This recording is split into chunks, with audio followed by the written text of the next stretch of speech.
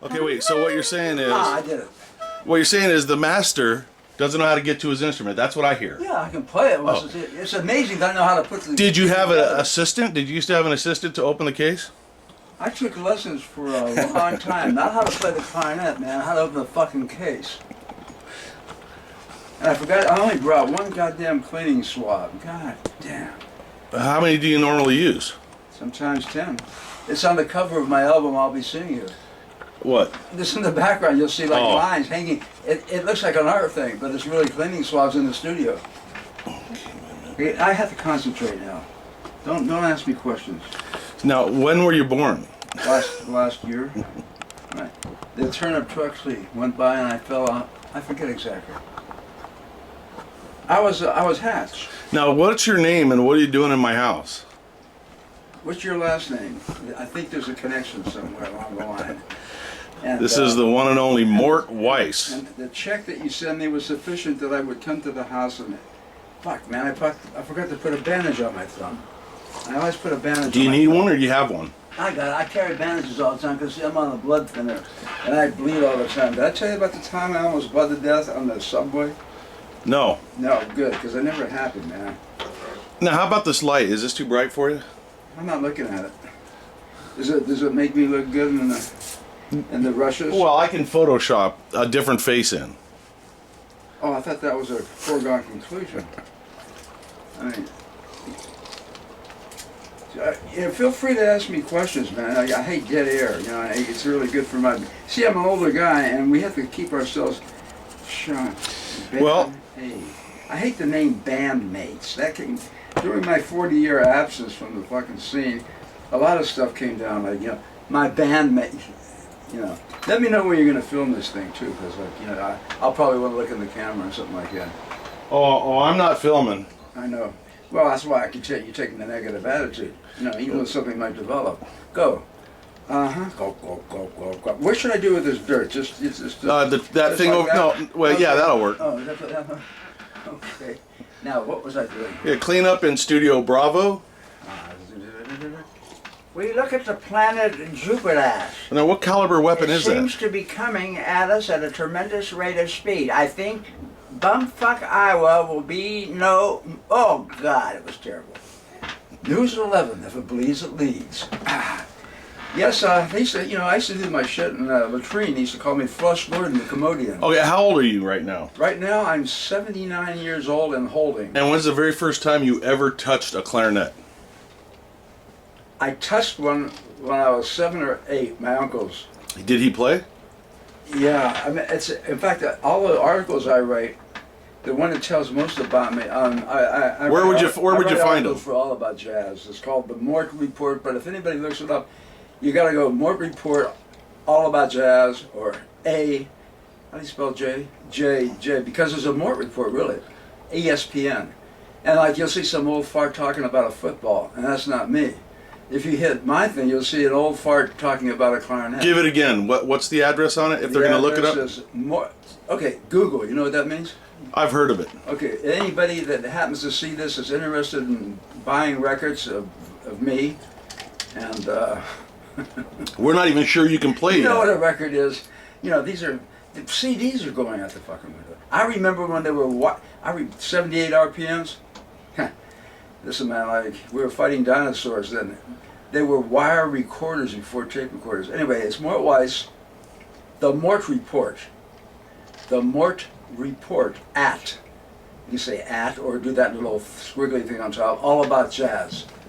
And it's very important. I've written 24 articles. I'm very well read. And it talks about me starting the clarinet. With my uncle's clarinet, it was a metal clarinet. It was called a Granville, and it said Paris on it. For anybody collecting, man, I'd give a lot for that now. And when I was in the Army band, we used to play in the snow, man, in front of the general's house, man, for Christmas. fuck, man, we were out there, sub-zero weather. Everybody else got to wear gloves. What year was that? That was the after the flood. That was a year plus 2 after the flood. Civil War. That was 1955 at Fort Riley, Kansas. I got to Kansas, by the way, circuitously. I'll use words because I figure the audience is probably pretty hip, but they wouldn't even want to be with it this far. Circuitously through from Fort Dix in Germany. Did I ever tell you about what I did in the war? I guess not. With the horror and the war. What war? Civil?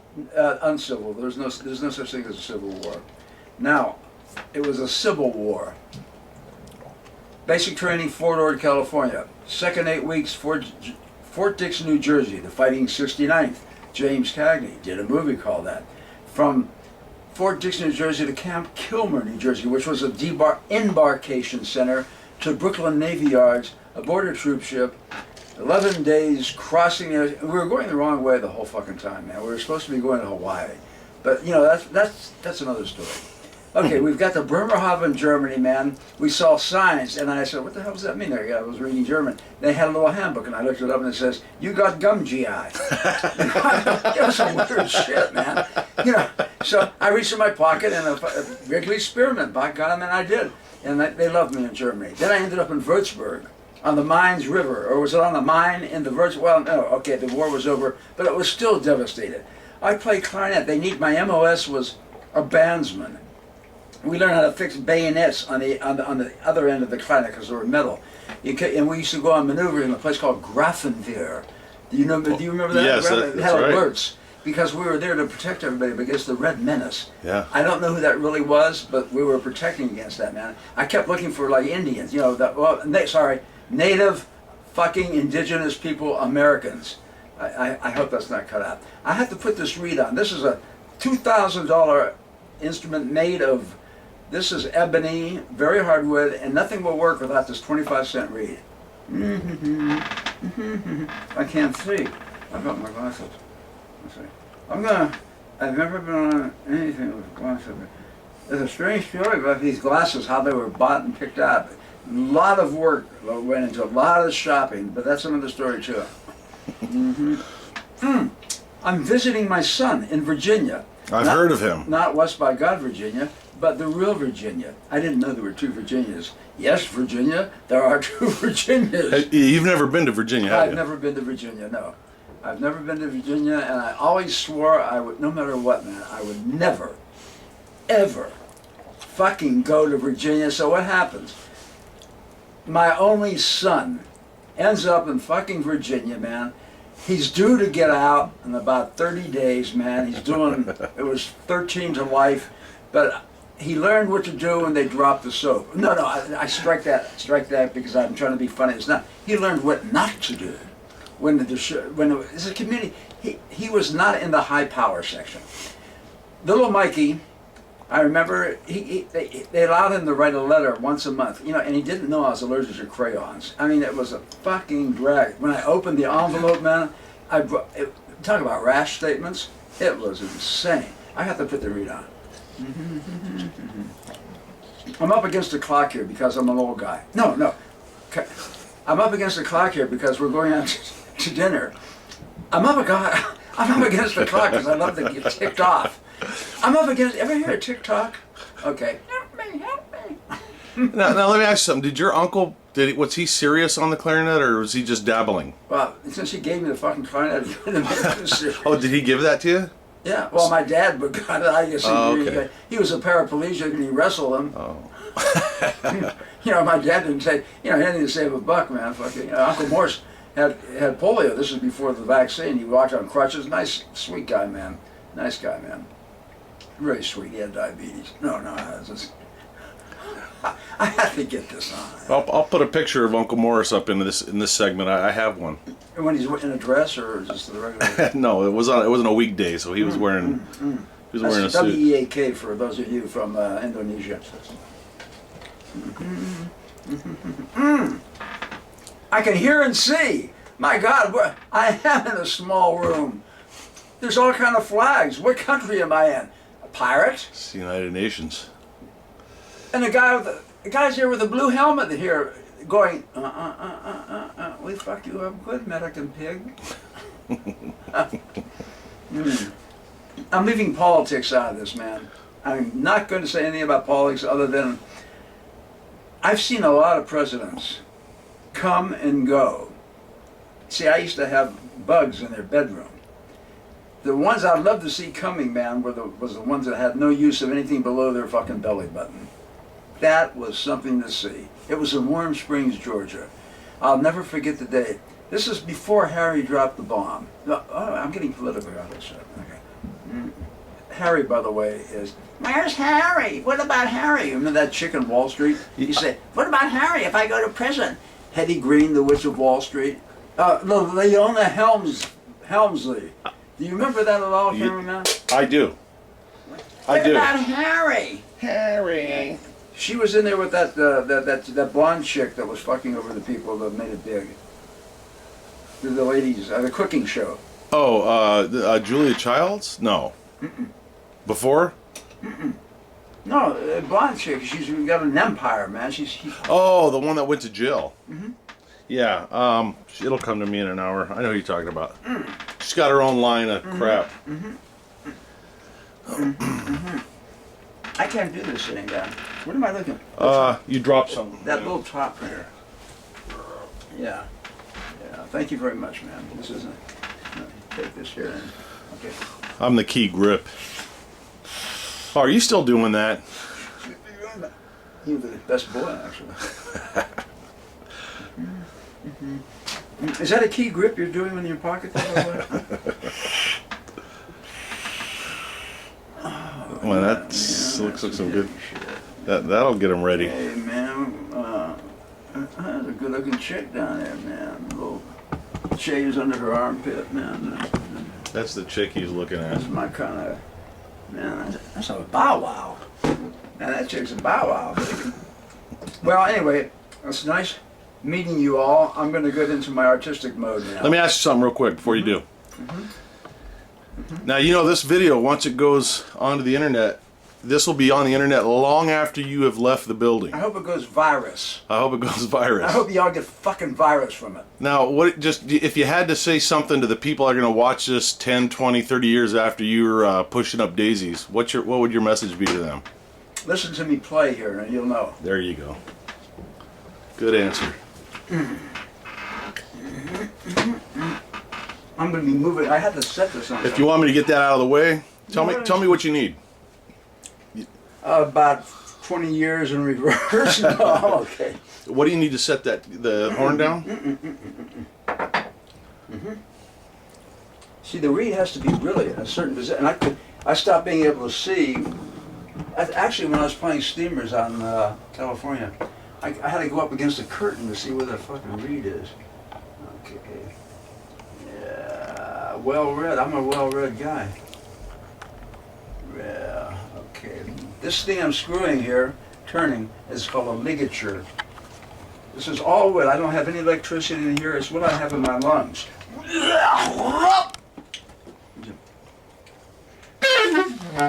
Okay, glasses off. Hearing aids are on. I turn my hearing aids down when I play because I really don't want to hear that shit. So I'm telling you people, I'm looking at an empty mic stand. Hi, man. Hey, baby. Yeah, you're kind of weird built, man. It looks a little hungry. I've been a bachelor for a while. Holy shit. How do I love thee? Let me count the ways. What comes after 3? Give me just a touch. Oh, God, you shaved. All right. I get nervous in front of these things. I don't even know what I'm saying half the time. First song will be Flight of the Bumblebee as a ballad in 3/4 time. Charlie's never heard this.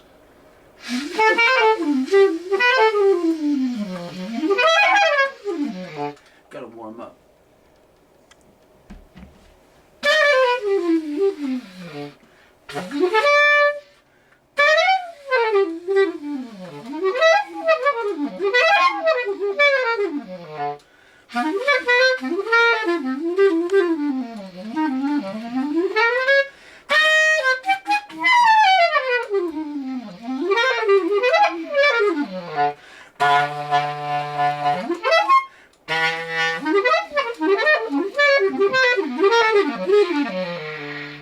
Dazzling them with footwork. Very tight acoustics in here.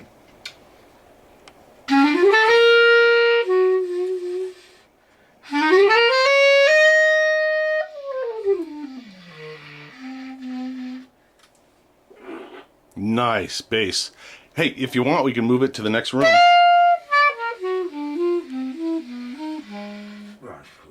Better acoustics.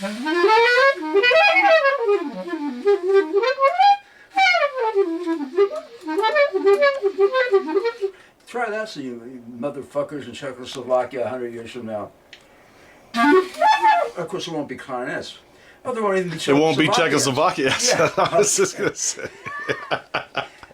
Hey, well, I got this fucking thing on. I don't need. I was starting to dig that style. Shit, yeah, I mean, you know, my public, my fans, both of those cats. Of course, they're 125 years old now.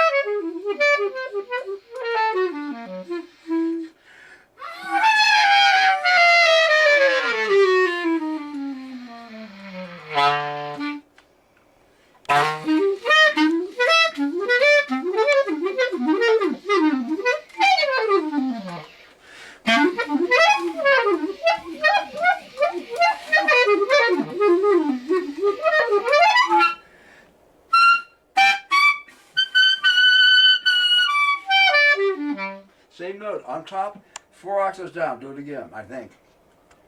Or go up.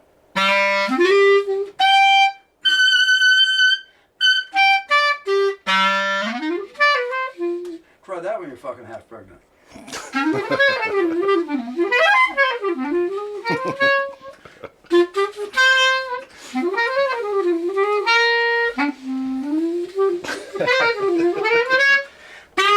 Picture there's a band going, I'm playing all the ways.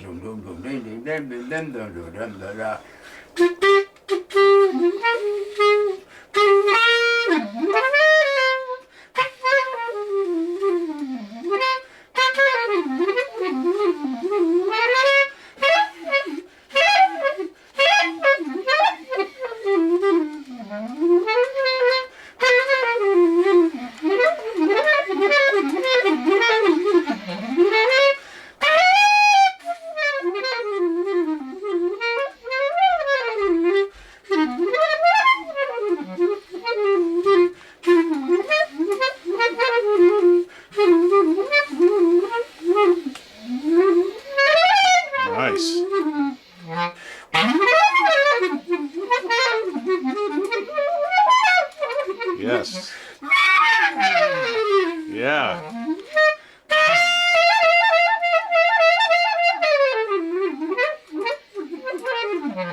Hell yeah. Take a little break on Hell that one. yeah. Ah. If I had my both hands, I'd be clapping. Well, do it the way you always do. Bang those two balls together. Man, you made me lose it with the half pregnant.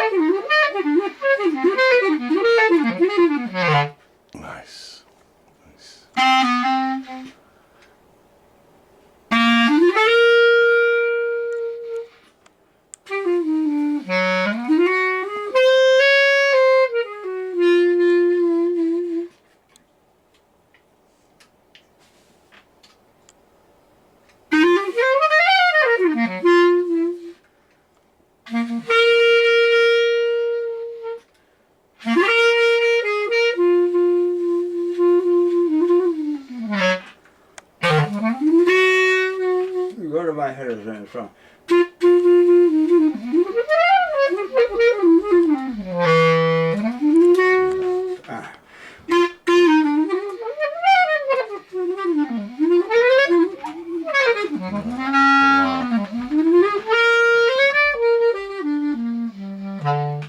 Wow.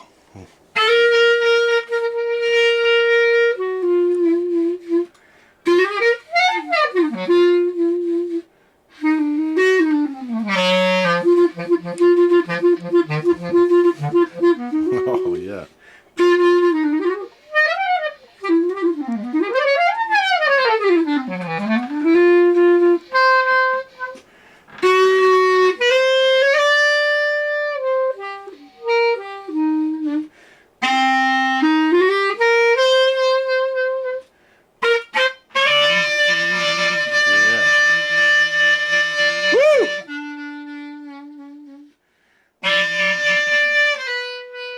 That's it.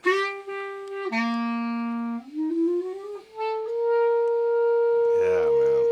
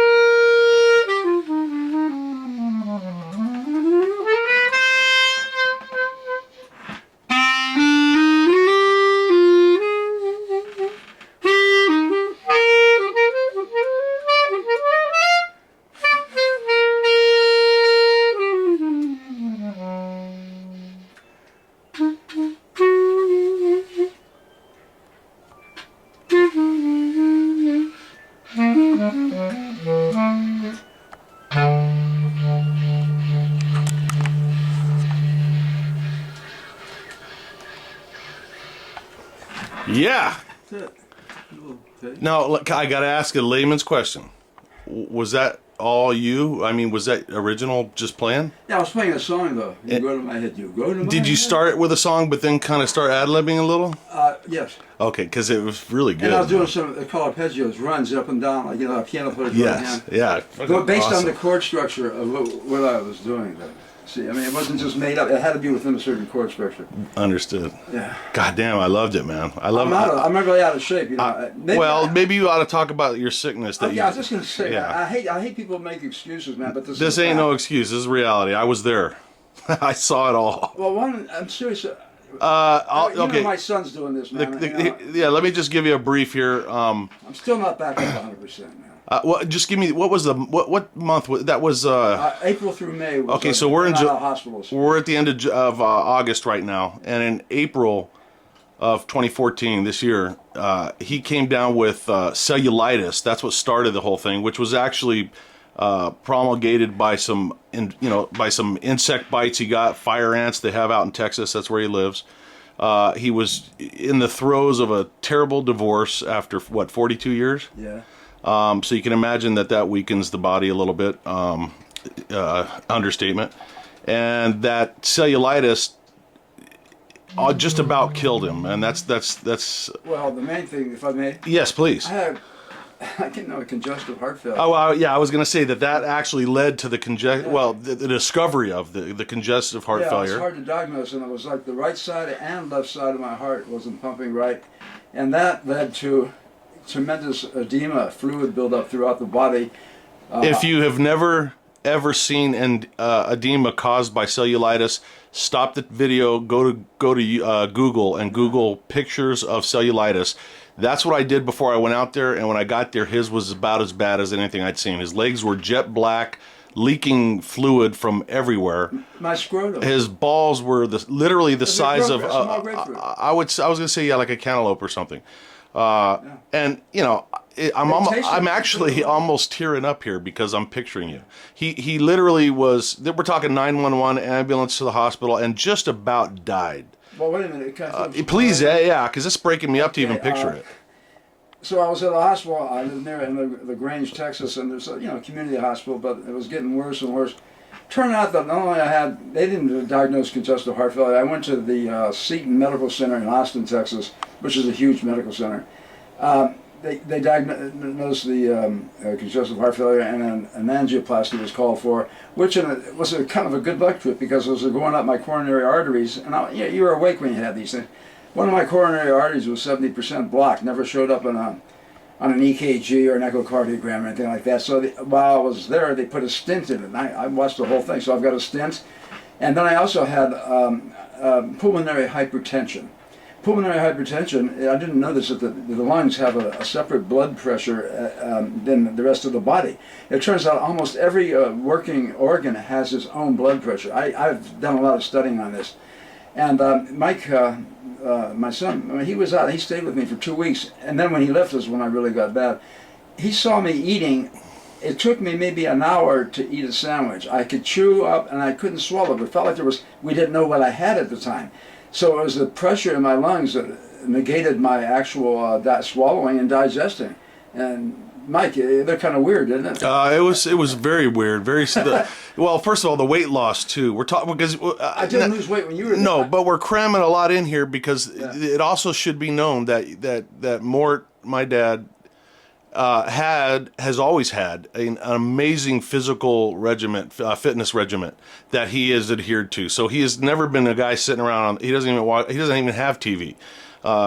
So all of a sudden he went from some guy that could literally, walk for how many miles were you walking? Well, actual intensive walk was a mile a day. But we're talking push-ups, we're talking sit-ups. This guy's he's I mean, look at him. I mean, what'd you say? How old are you? 80. 80 years old, and he still does this stuff. Hey, for instance, there's a guy somewhere in bumfuck. Yeah. Hey, now what did you weigh at your lightest? Strike that. What did you weigh when you got sick? To begin. My weight was going up, and I couldn't figure out why. It was all the fucking water was accumulating. I was up to 168 pounds. When I came out of the hospital, April 19th, my weight was 132. So you can now imagine. I'm maintaining 135 because I have on diuretics the rest of my life. Whoops, goddamn. Clean up, aisle 5. Yeah. So if anybody has an excuse to be maybe a little sidetracked or short-winded, that's a miracle. Well, no, I mean, come on, you're a cancer survivor. Yeah. You've had some lip issues, and he's had. Let's bring it full circle to the clarinet. You saw me. I don't have buttons and volume controls and switches and pedals. What you hear is coming out of it right from me. Nobody. Hogan, my stepson-in-law is a world-renowned classical clarinetist. You don't know this, Mike. I didn't tell you this. Not for any reason. I just never forgot. He's a drag queen. Yeah. Well, so I've suspected. Is that the guy? So you picked him up? Camera. Yeah. Edit. Lights. He's going to retire at 65. He says anybody that goes over 65 and plays is out of their mind. A nice thing to say to me, right? No, and he's world renowned. This guy knows what he's talking about. So okay, and this is the excuse part. I've done 11 albums. You can hit CD Baby or just, you know what? Just Google Mort Weiss. You don't have to do anything. And if I sound like I'm blowing my own bugle, it's my clarinet I'm blowing. I came back after a 40-year layoff in 2001, and I told Mike, my son, I'm calling him Mike now because, there might be some people listening. It's usually an asshole.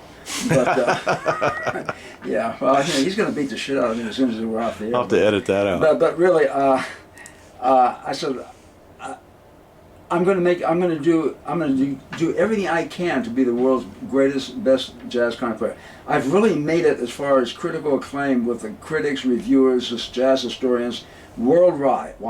What I do is very esoteric. If you just heard this, if you're tuning in late, okay, the kind of jazz I play, it's no prisoners. It's real jazz. It's the way it was.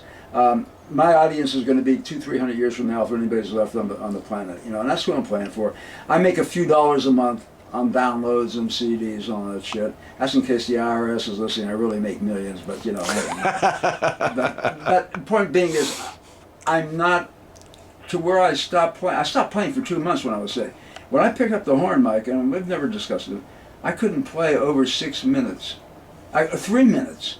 I couldn't hold it in my mouth. There's muscles in here. It's called the embouchure. Okay, and the horn would slide out of your mouth. I couldn't even run my up and down the scales. You see the clarinet? There's holes. A saxophone, and believe me, I made any money I made. I used to work Vegas and the whole shot with a rock and roll band and all that in the early 60s. I'd done that whole shot. It was with saxophone. It's so much easier than the clarinet. A sax, you can hit anywhere around this any note. And this is called an octave key. It's on a saxophone too, or a register key. If I'm hitting this note right here on a clarinet, which is B flat, if I hit the octave key on a clarinet, it's F, a totally different note. If in a saxophone, if I hit this, it's F, and if I hit this simultaneously, it's still F. And if I hit all the way up here, and it's called the altissimo register, it's still F. Now when I'm doing this, now I use F. It's for every note. I use that as a point of reference. When I do this, okay, F, G, B, E, that was 3.5 octaves, is fingered in a different way, and the hole has to be, boom, right smack dab covered, or there's a leak and it's a squeak. A saxophone, you don't. I'm not taking anything away from saxophone. All instruments are hard. But a clarinet is recognized by everybody, and if you read any of my write-ups people have written about me, that's the amazing thing of laying off for 40 fucking years and coming back. And I'm proud of it, man.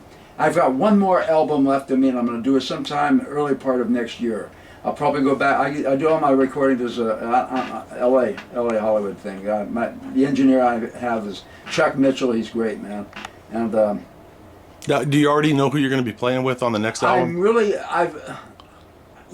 I don't mean to lock you in on the video. No. It's a very interesting question. Because, you see, when you see people playing with people, I've recorded with Joey DeFrancesco, Terry Gibbs, I mean, I can name Ron some people know about. Well, the big thing is the average show doesn't know, man, I can come up with money, man, I can record with God.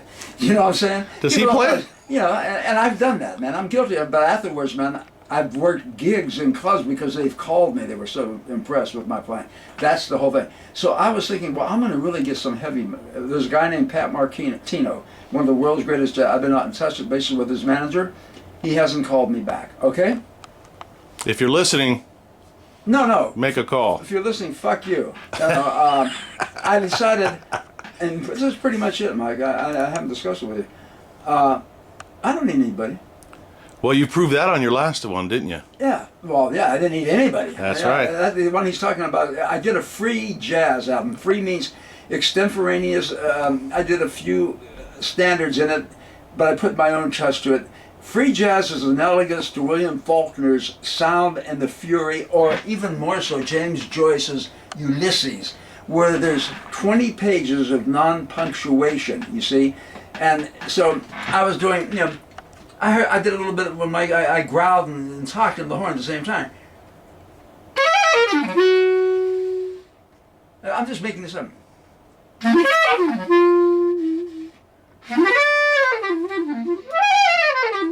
You have to know your horn to do that shit.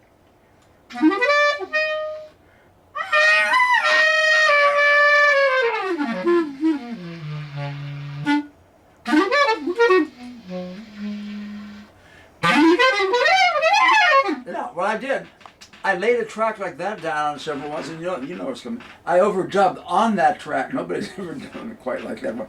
And it came out fucking beautiful, man. I mean, people were comparing one thing that all the things you're did, we're comparing it with Bach.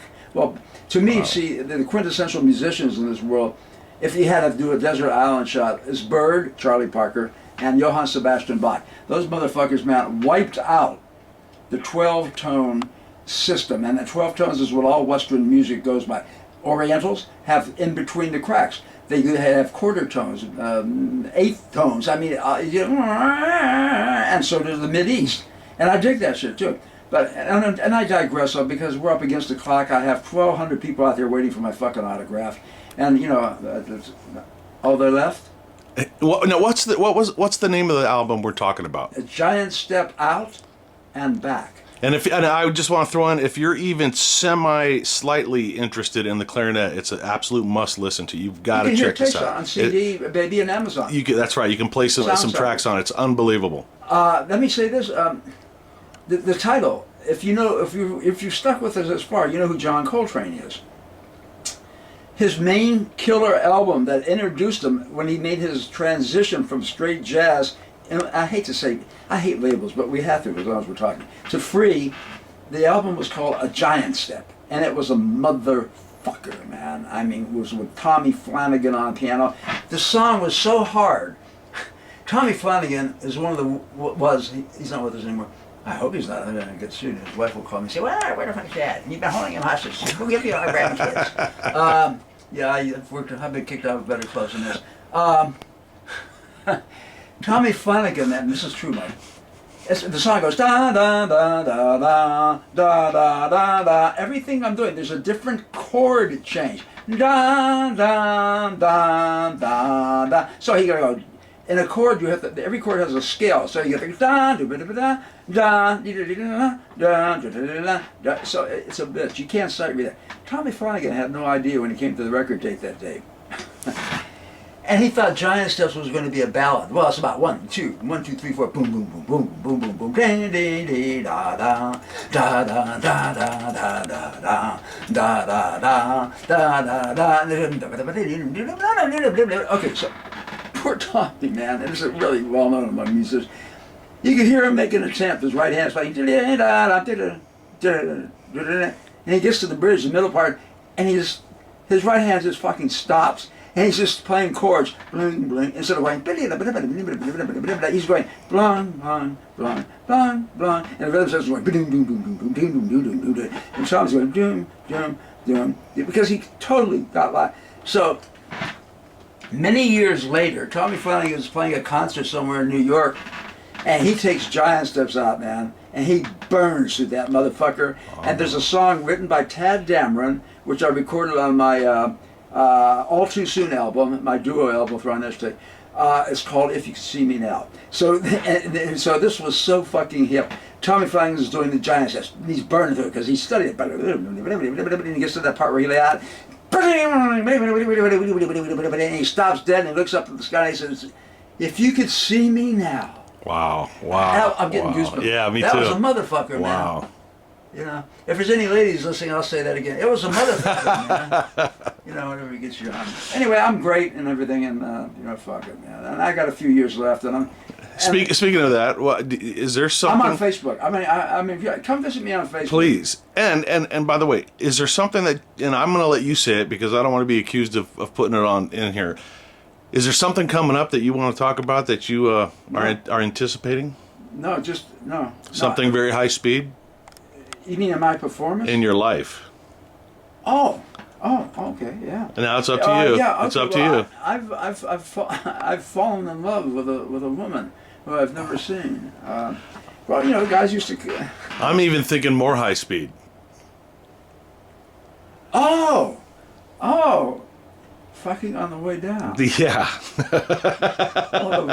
Falling in love with a woman was kind of hip, you know. Oh, okay, right.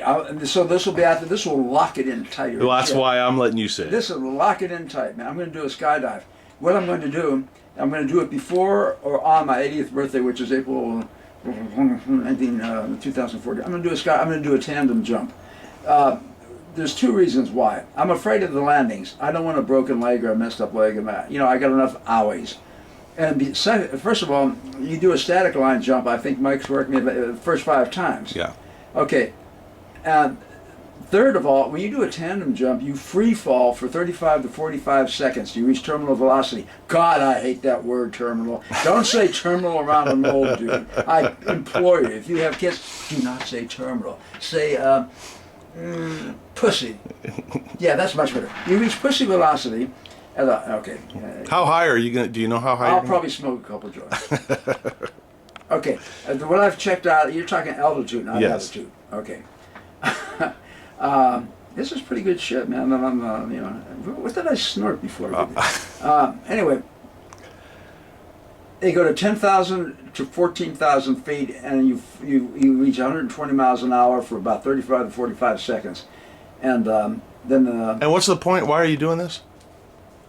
Well, there's many reasons I'm doing it. Number one is for me, man, to step out that fucking door so when I'm sitting there with tubes up my ass in some home somewhere, I can think back and watch the fucking video that some guys, I hope the motherfuckers shoot up us, man. Oh, we had a great video, man, but, you know, there's nothing The guy cried and it landed on the fucking thing, man. You got to do it again, Weiss. Fuck you. Oh yeah, you owe us money for gas. No, I went through all that stuff.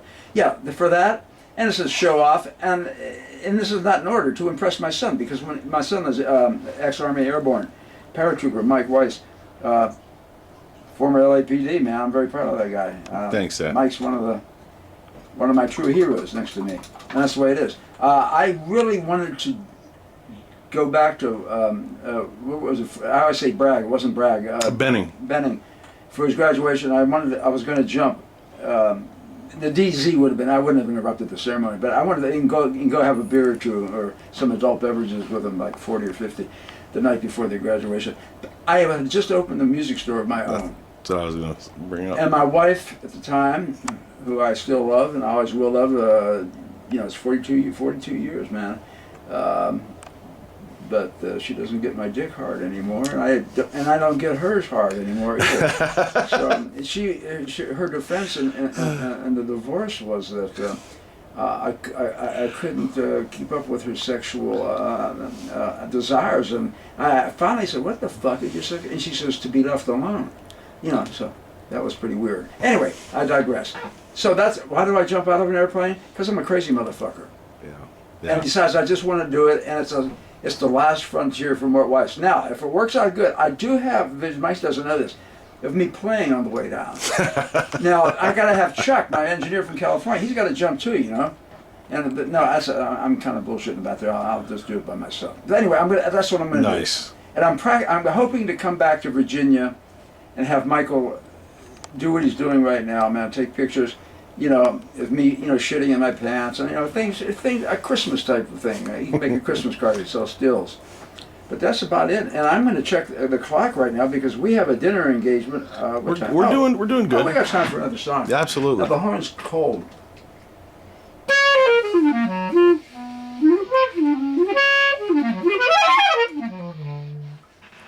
Place it down.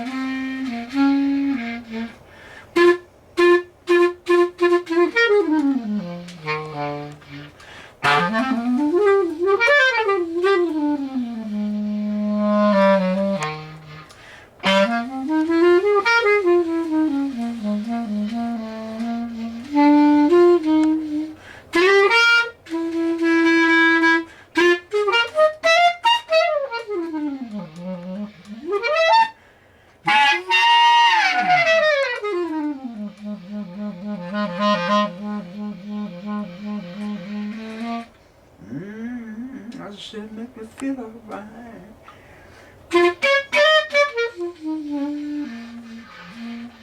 I'm gonna steady be going, doing this all night.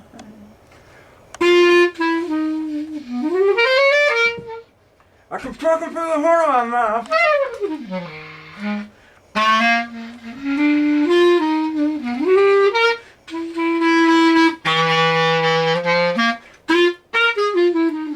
I steady been working out, man.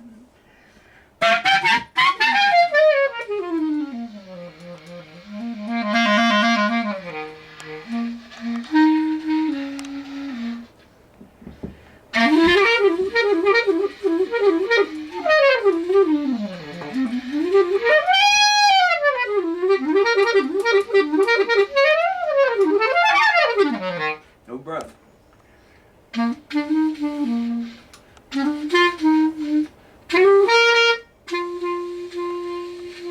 Well, once I told you I love you, and I thought you would know it be true. Wasn't anything, baby, for you I wouldn't do. Oh yeah. Oh yeah, you made me feel so good. When I came to loving you, child, you were the best thing I ever had in my mind.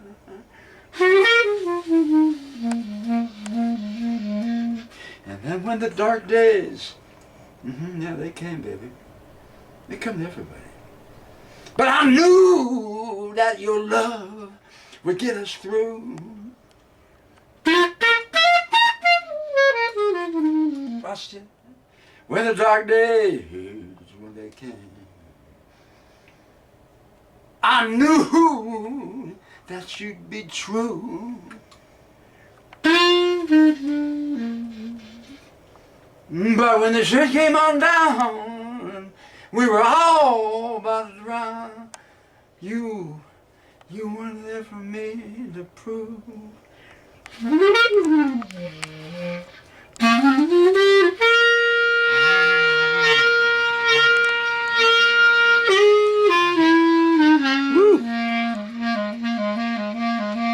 Hell yes.